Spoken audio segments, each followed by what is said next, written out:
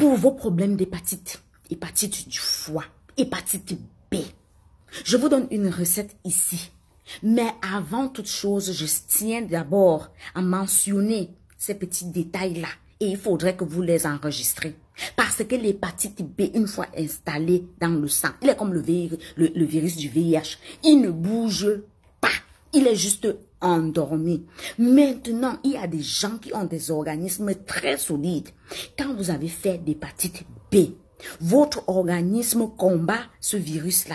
Et ainsi, il crée des anticorps. Et pour ce genre de personnes, vous êtes protégé à vie contre l'hépatite B. Vous n'allez jamais tomber malade. Par contre, il faudra contrôler votre foie. Maintenant, mais si vous faites les examens, on verra que c'est positif.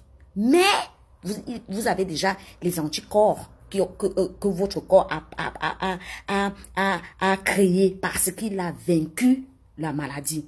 Maintenant, les gens qui vont venir me dire, si oui, on connaît des traitements qui guérissent l'hépatite B. Moi, je vous dis, allez chez ces gens-là. Parce que l'hépatite B, pour moi, je dis une fois installé, c'est que ça ne bouge pas.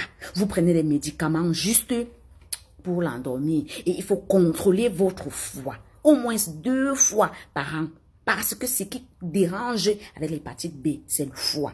Quand le foie est attaqué, quand il est faible, quand il ne fout plus rien, alors vous tombez malade. Il y a des ballonnements de ventre. On va dire tu es empoisonné. Les poumons ça commence à produire de l'eau. Il y a les poumons qui vont se tremper dans l'eau et autres. Vous entendez cirrhose, vous entendez ceci. Les joues vont gonfler, les pieds vont gonfler et tout le reste. Maintenant, pour cette recette que je vous donne, vous allez éviter, quand vous avez même déjà l'hépatite B là, évitez tous les médicaments qui contiennent du paracétamol. Évitez même la prise des médicaments en désordre. Vous qui prenez les astuces en désordre et à tort et à travers là, ça c'est pas bon pour le foie. Est-ce que vous avez compris? Les drogues et tout le reste là. Évitez les abus d'alcool. Maintenant, cette recette, vous allez la faire au moins 2 fois par an. Vous allez prendre la carotte bio. Vous allez enlever les peaux, bien la laver minutieusement, découper un petit morceau, mettre dans un moulinex, bien mixer. Si vous n'avez pas de moulinex, ne demandez pas.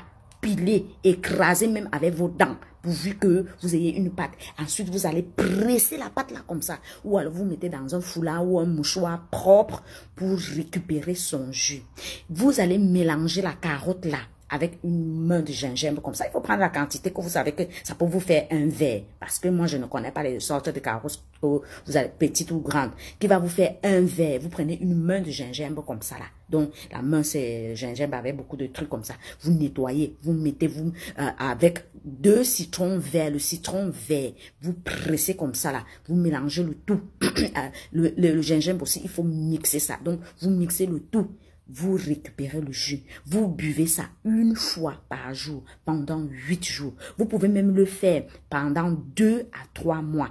Ensuite, vous vous reposez. La carotte, il ne faut pas trop la boire. Sinon, après, elle va encore vous jaunir la peau. Elle va vous jaunir les lèvres, les dents, les lèvres, la langue, et même la paume des mains, et même les yeux.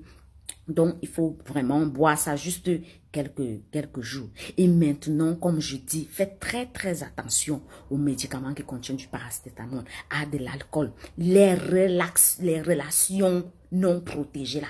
Quand tu sais que tu as l'hépatite B, pardon, reste avec ton homme. Si tu vas encore à dehors là, protège-toi. Parce que tu ne sais pas, tu vas encore aller porter l'autre qui va venir ajouter sur l'autre. Est-ce que vous avez compris ce que je dis là? Ou les connaisseurs là, gardez d'abord ça pour vous. J'ai dit ma part de connaissance là. Si vous venez ajouter quelque chose, ajoutez. Mais ne venez pas me raconter les bêtises que vous aimez souvent raconter derrière vos claviers là. Est-ce que vous avez compris? Voilà, hépatite B. Notez, enregistrez. Si possible, n'écrivez même ça sur un cahier. Voilà, votre tambour a fini de résonner. Calmez-vous alors.